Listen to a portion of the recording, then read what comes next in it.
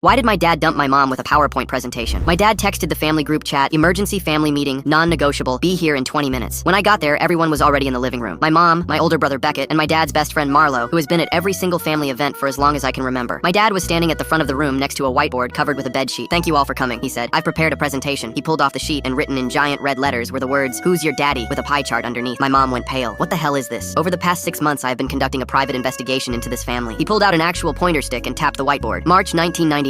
Francine claims she was at a work conference in Denver. I have confirmed there was no conference. He flipped to the next page, which had a timeline with red circles on specific dates. July 1999. Francine claims she had food poisoning. I have obtained medical records. It was morning sickness. He flipped again. October 1999. Beckett is born. 8 pounds, 6 ounces, full head of black hair. He looked around the room. Everyone in this family is blonde. My mom started crying. "Robert, please don't do this. I have secretly obtained DNA samples from every person in this room." "How?" Beckett demanded. "That's not important right now." He flipped to a DNA pie chart and pointed at Beckett's results. 0% match. Beckett is not my biological son. Beckett looked like he was going to throw up. My dad flipped to the next page, which had a grid of photos of different men with alibis written underneath each one. I have narrowed down the potential fathers to 3 candidates based on opportunity and access. He crossed out the first photo with a red marker. Candidate 1, eliminated. He crossed out the second photo. Candidate 2, eliminated. He flipped to the final page and there was a single photo in the center. It was Marlo. Everyone turned to look at him. Marlo closed his eyes and let out a long breath. "Fine. Yes, it was me. 25 years ago. One time." My mom was sobbing now. "Marlo, how could you tell him?" "I didn't tell him anything, Francine. He figured it out with a whiteboard. You had one job. Keep your mouth shut for the rest of our lives." "I didn't say anything. Your husband is just insane." Beckett stood up so fast his chair fell over. "Can everyone stop arguing about the affair logistics and acknowledge that my entire life is a lie?" He turned to Marlo. "So you're my father? Uncle Marlo who taught me to ride a bike? Uncle Marlo who came to every single one of my baseball games? I wanted to be there for you even if I couldn't tell you why. You've been at every Thanksgiving, every Christmas, every birthday. You gave a toast at my wedding. I know. You cried. I know." My dad's voice was cold. "You were at every baseball game because you were sleeping with my wife." "No, I stopped sleeping with your wife 24 years ago." My mom's voice cracked. "You make it sound so cold. You told me you loved me." I lied. "What?" "I never loved you, Francine. I'm sorry, but I didn't." My dad stepped closer to Marlo. "Then why? Why would you sleep with my wife if you didn't love her? You're my best friend. We've known each other for 30 years. Why would you do this to me?" Marlo stood up slowly and looked my dad directly in the eyes. "Because I couldn't have you." The room went dead silent. "I've been in love with you since college, since before you even met her. I thought if I slept with Francine I could get over you, but it just made everything worse. I've spent 30 years showing up to every barbecue and every birthday party and every stupid 4th of July cookout with a smile on my face because being near you was better than not being near you at all." My mom looked like she'd been slapped. "You slept with me to get over my husband? I'm sorry, Francine. I really am. I gave you a child. I know. I kept your secret for 25 years. I know. And you were thinking about him the whole time?" My dad walked back to the whiteboard and flipped to one final page. It said, "I know. I've always known." Marlo's face went white. "What? Why do you think I invited you here today? I didn't call this meeting to humiliate you. I called it because I'm done pretending too." My dad walked over and kissed Marlo in front of all of us. My mom screamed. Beckett screamed. I just stood there watching my family explode. When they finally pulled apart, my dad looked at my mom and said, "I'm filing for divorce tomorrow. Marlo and I have wasted 30 years pretending to be something we're not. That cabin in Vermont you always talk about, Marlo, I think we should buy it. They got married last spring. Mom still won't speak to any of us, but honestly the holidays are way less tense now."